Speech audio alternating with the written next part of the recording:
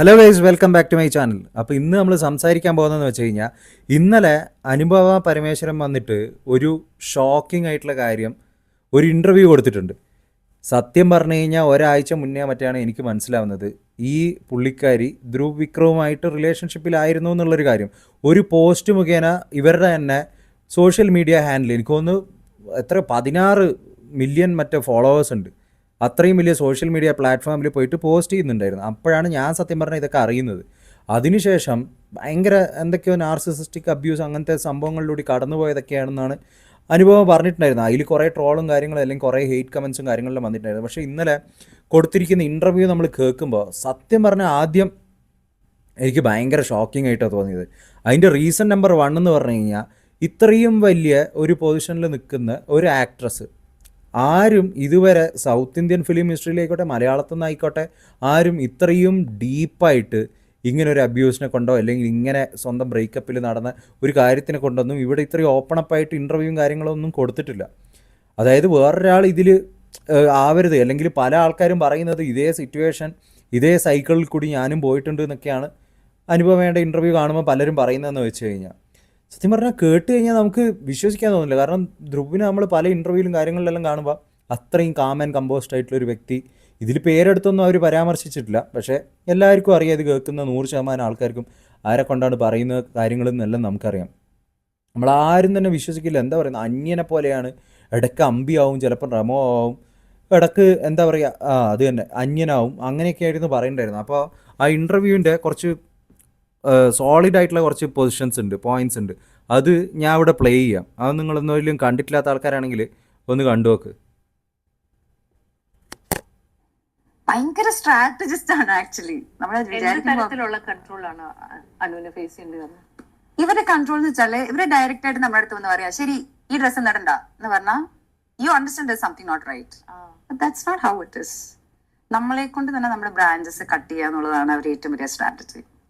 അതായത് അവർ കറക്റ്റ് ആയിട്ട് ഡയറക്റ്റ് ആയിട്ടുള്ള, അപ്പൊ ഞാൻ ഫോർ എക്സാമ്പിൾ പറയാം, ആൾക്കാർക്ക് മനസ്സിലാക്കാൻ വേണ്ടി പറയാം. ഒരു ദിവസം you are a person who wear jeans and top every day. And then one day you feel like wearing a churidar. You walk in with a churidar. This person sees you and you're like, oh, baby, you look so beautiful in churidar. This is the best thing. You look like my wife material. And then you're like, oh, in the chat, I'm very silent. Oh, you're silent. Because my partner likes it. Dining ടേബിളിൽ ഉറക്കെ ചിരിച്ച് സംസാരിക്കുന്ന ആള് silent ആയി കഴിയുമ്പോൾ ചേട്ടൻ ഇഷ്ടം. So you like, oh he likes it, so let me be that way. പിന്നെ നമ്മൾ ഇവന്റ്സിന് പോകാന്ന് വെക്കുക, oh baby why do you want to wear sleeveless today, it's very hot outside. Maybe something other comfortable than you'll be, he cares for me so much, my sleeveless, oh right, I'll change my outfit this time. Next time, even before the event, he'll ask you, what outfit are you wearing today, baby? നമ്മൾ options നമ്മൾ send ചെയ്ത് കൊടുക്കും. Then it becomes mandatory that you send that person photos for permission, what you wear. And then you start wearing whatever that person decides. Other than Instagram, you post something and the person will come and say, you think that photo was appropriate? I think you should avoid that photo. അപ്പോൾ നമ്മൾ ഉടനടി ആ ഇൻസ്റ്റാഗ്രാമിൽ പോയിട്ട് we delete that picture. Instantly ഈ സംഭവങ്ങളൊക്കെ കേൾക്കുമ്പോൾ എന്ന് പറഞ്ഞു കഴിഞ്ഞാൽ, ഇത്രയും ഹൈ പൊസിഷനിൽ നിൽക്കുന്ന ഒരാളുടെ നിന്ന് ഉണ്ടാവുന്നൊരു കൈൻഡ് ഓഫ് സ്വഭാവമായിട്ടുള്ള കാര്യങ്ങളല്ല കേൾക്കുന്നത്. കൺട്രോളിങ് എന്ന് പറഞ്ഞു കഴിഞ്ഞാൽ അതിൻ്റെ എക്സ്റ്റെൻഡ് ഒക്കെ പറയുന്നത്, ഇവർക്ക് പാനിക് അറ്റാക്ക് ഉണ്ടായിട്ടുണ്ട് ഈ ഒരു കഴിഞ്ഞൊരു ഇൻ്റർവ്യൂവിന് മുന്നേ. അതുപോലെ ഇവരെ പ്രൊഫഷണാലിറ്റി മുഴുവനായിട്ട് പോയി. സിനിമയൊന്നും പ്രൊമോട്ട് ചെയ്യാൻ തന്നെ വരാറില്ല. അത്രയും അൺപ്രൊഫഷണൽ ആയിട്ടുള്ള ഒരാൾ കഴിഞ്ഞൊരു 2 വർഷമായിട്ട് ഉണ്ടായിട്ടുണ്ടാവില്ല. അതുപോലെ ഡ്രാഗൺ മൂവി ഇവരുടെ കരിയറിൽ ഈ അടുത്ത് നടന്ന വളരെ നല്ലൊരു മൂവിയായിരുന്നു. അതിൻ്റെ പ്രൊമോഷൻസും കാര്യങ്ങൾക്കൊന്നും എത്തിയിട്ടില്ല. അങ്ങനെയൊക്കെയുള്ള ഭയങ്കരമായിട്ടുള്ള കാര്യങ്ങളൊക്കെയാണ് പറയുന്നത്. അത് സെക്കൻഡ് പാർട്ട് ഉണ്ട്. ഇനി ഇതിൻ്റെ ഒരു തിരിച്ച് എന്തെങ്കിലും അവരുടെ ഭാഗത്തു നിന്നുള്ള റെസ്പോൺസ് ഉണ്ടാവുമോ എന്ന് നമുക്കറിയില്ല. നമുക്ക് 2 sides ഓഫ് ദ സ്റ്റോറി കേട്ടാലേ എപ്പോഴും കാര്യങ്ങൾ എന്താണെന്ന് മനസ്സിലാവും. അതുപോലെ തന്നെ വേറൊരു വീഡിയോയും കൂടി ഉണ്ട്. അതിൻ്റെ ഒരു ഇമ്പോർട്ടൻ്റ് ആയിട്ടുള്ള ഒരു കാര്യം എന്ന് പറഞ്ഞു കഴിഞ്ഞാൽ, but for people who don't know about narcissistic abuse, imagine having Onion in your life.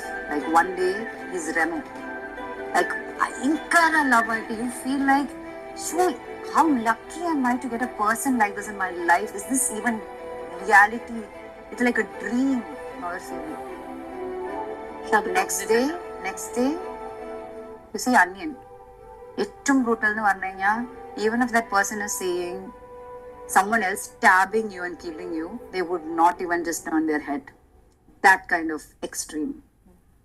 And there is a next day where that person is humble, apologizing, begging you, pleading you, promising you that they'll never repeat this again, crying like a baby. And then again the love bombing. The same cycle goes on and on and on and on. And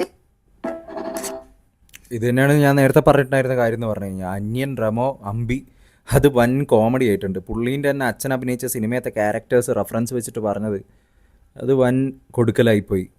അതുപോലെ തന്നെ ഇത് എൻഗേജ്മെൻറ്റിന് വേണ്ടി push ചെയ്തു. ആദ്യത്തെ 3 മാസം കൊണ്ട് തന്നെ ഇവരെ വീട്ടിൽ വിളിച്ചുകൊണ്ടുപോയി പാരൻസിനെ മീറ്റ് ചെയ്യുന്നു, അവരെ എൻഗേജ്മെൻറ്റിൻ്റെ കാര്യങ്ങൾ ചോദിക്കുന്നു.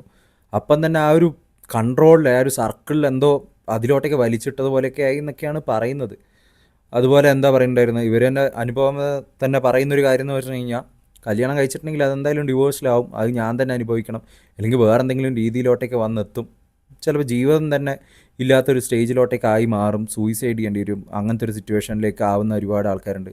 അങ്ങനെയൊക്കെയുള്ള ഭയങ്കരമായിട്ടുള്ള കാര്യങ്ങളൊക്കെയാണ് പറഞ്ഞിട്ടുള്ളത്. ഇത് 2 സൈഡിൽ കേട്ടാലേ നമുക്ക് പൂർണ്ണമായിട്ട് മനസ്സിലാവും. എന്തായാലും ഇവരെ ഭാഗത്ത് നിന്ന് കേൾക്കുമ്പോൾ, സംസാരിക്കുന്നത് കേൾക്കുമ്പോൾ അത്രയും ക്രിസ്റ്റൽ ക്ലിയർ ആയിട്ടാണ് ഓരോ കാര്യങ്ങളും എക്സ്പ്ലെയിൻ ചെയ്യുന്നത്. ടെക്സ്റ്റ് ബുക്ക് പോലെ നടന്ന കാര്യങ്ങൾ പറയുന്നുണ്ട്. അപ്പോൾ ഭയങ്കര ഷോക്കിംഗ് ആയിട്ടുള്ളൊരു കാര്യമാണ്. ഇതുവരെ ആരും ഇങ്ങനത്തെ ഒരു സംഭവങ്ങളും കാര്യങ്ങളൊന്നും പറഞ്ഞിട്ടില്ല. ഈ ഒരു വിഷയത്തെക്കുറിച്ച് നിങ്ങൾക്ക് എന്താണ് തോന്നുന്നതെന്ന് വെച്ചാൽ കമൻസ് ആയിട്ട് ഇടും. അപ്പോൾ ഇത്രയൊക്കെയുള്ള guys. Will come with another video next time. Until then take care and by.